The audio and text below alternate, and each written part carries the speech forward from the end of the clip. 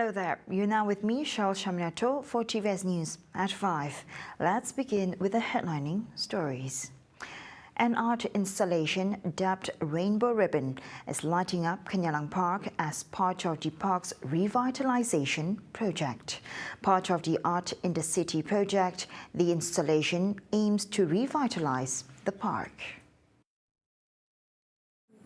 It is an illustration how urban renewal, how the pilot projects in a so-called wasted land, how we can rejuvenate it, give back to the community, and how we can help the communities to spot something which is wasted. In fact, it's a gold, a diamond, and we polish it so it shines like a diamond.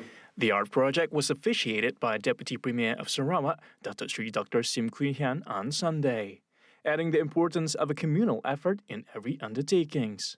Any successful projects, you need the local community to be immersed, to participate, to look after it, to take care of it, and to contribute. Even though the city council, the government can have all the plans, we must have the people really coming on board with us. Rainbow Ribbon is curated by local artist Wendy Teo. Dr. Sim hoped that the new feature would attract more people to the park for recreational activities. A natural cascading waterfall has just been discovered deep in the Bung Bratak jungles. The discovery was revealed by Bung Bratak Heritage Association Chairman Datuk Peter Minos, who adds that the waterfall could serve as an attraction and extension to the Bidayu historical site.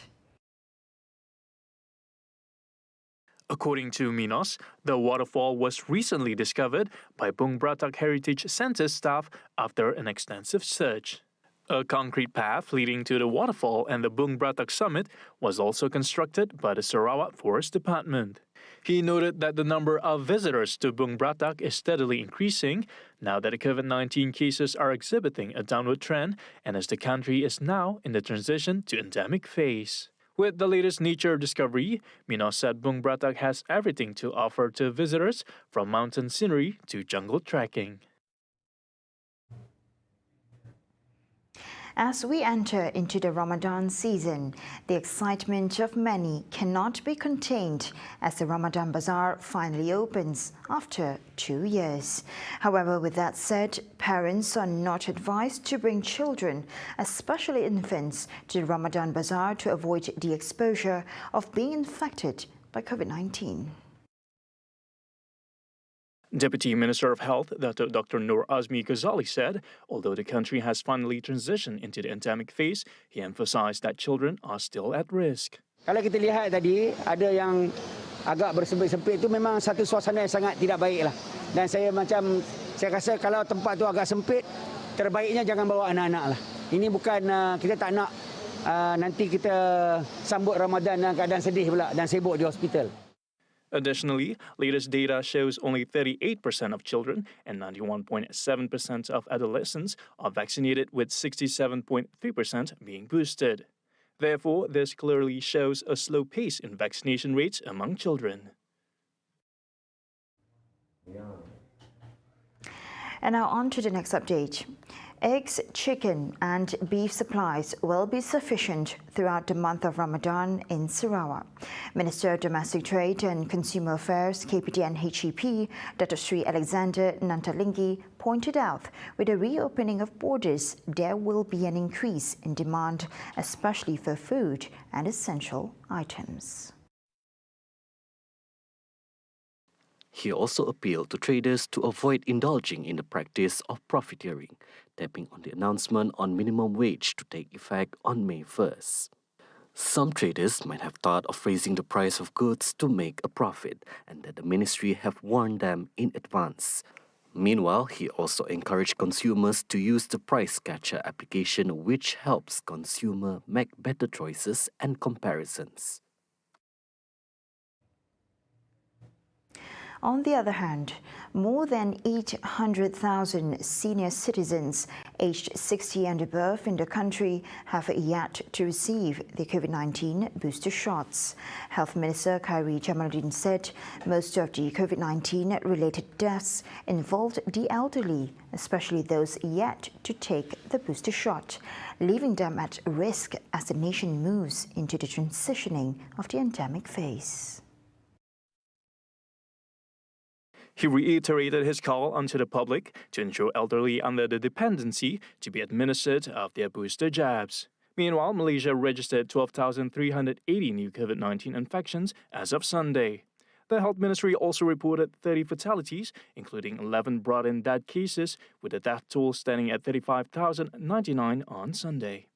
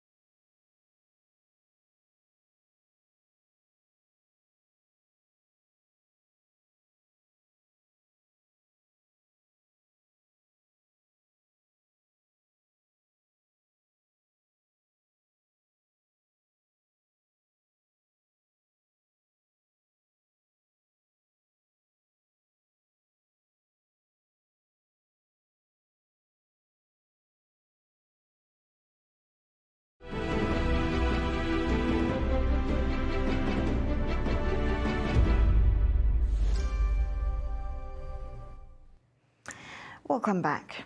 The Ministry of Tourism, Arts and Culture, MOTAC, is reopening the application for its Financial Aid 2022, starting today until April 15. This is aimed at tourism operators who missed the chance to apply before. Feedback revealed that many had missed out on the first application, open on March 1st to 15. The government, through Budget 2022, announced a special cash aid worth 85 million ringgit to over 20,000 beneficiaries registered under the ministry. Detailed information on the aid and application link are available at MOTAC's official website at www.motac.gov.my. King Salman Abdul Aziz Al Saud of Saudi Arabia is donating 46,000 copies of Al Quran with Malay translation to mosques and Islamic non-governmental organizations nationwide in conjunction with Ramadan this year. Prime Minister Datuk Sri Ismail Sabri Yaakob, in a posting on Facebook today, said the King, who is the guardian of the two holy mosques, is also donating 57 tons of dates for distribution to all Malaysians in conjunction with the holy month. He also expressed hope that the existing diplomatic ties between the two countries will continue to be maintained and strengthened. Attached with the posting is a picture of the Prime Minister receiving the gifts from King Salman. which were presented by the Saudi Arabian ambassador to Malaysia, Datuk Dr. Mahmud Hussein Said Khatan, at his office in Putrajaya today. And now on to our world affairs. More than 1,400 civilians have been killed and more than 2,000 injured in Ukraine since the beginning of the Russian military operation. This was according to the United Nations Human Rights Office of the High Commissioner OHCHR.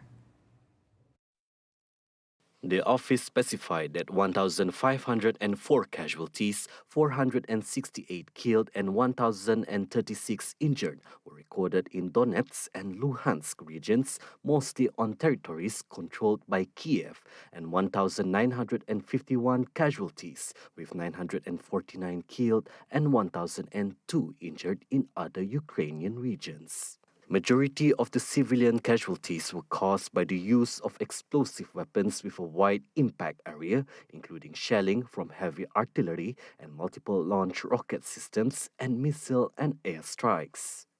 On February 24th, Russia launched a military operation in Ukraine after the breakaway republics of Donetsk and Luhansk appealed for help in defending themselves against Kiev forces. In response to Russia's operation, Western countries have rolled out a comprehensive sanctions campaign against Moscow. The pilot of the world's largest and heaviest aircraft, the Antonov An-225 cargo plane, on Saturday said there is no hope for the plane's restoration after it was destroyed by a Russian attack. The cargo plane was undergoing maintenance at the Gostomel airport last month when it was attacked by the Russian military. Returning to assess the damage at the airport, pilot Dmitry Antonov walked past the wreckages of several planes before reaching what remained of the Antonov 225 Mrya, which in Ukrainian means dream. Вот просто грусть такая, что передать невозможно. Сам понимаю, что еще, да, ровно 2 месяца назад я в крайнюю командировку отправился на Мрии, слетал. И даже не мог себе предположить, что такое вообще. Ukrainian State Defense Company reported in February that the Mrya, which can carry up to 250 tons, had been set ablaze in a Russian attack and that restoring it would cost more than $3 billion.